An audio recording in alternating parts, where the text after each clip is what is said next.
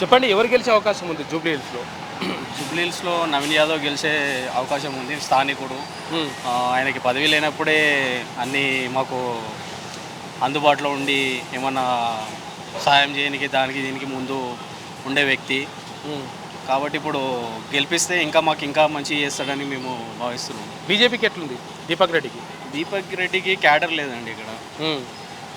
కాంగ్రెస్ ఇప్పుడిప్పుడే నవీన్ యాదవ్కి ఇచ్చినారు కాబట్టి ఇంకా ఎదుగుతుంది.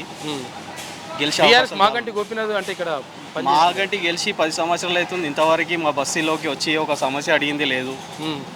మా గల్లీలో ఇంతవరకు పీజీఆర్ హయాంలో చేసిన రోడ్ ఇంతవరకు మా గల్లీలో ఇంతవరకు రోడ్ వేసింది లేదు.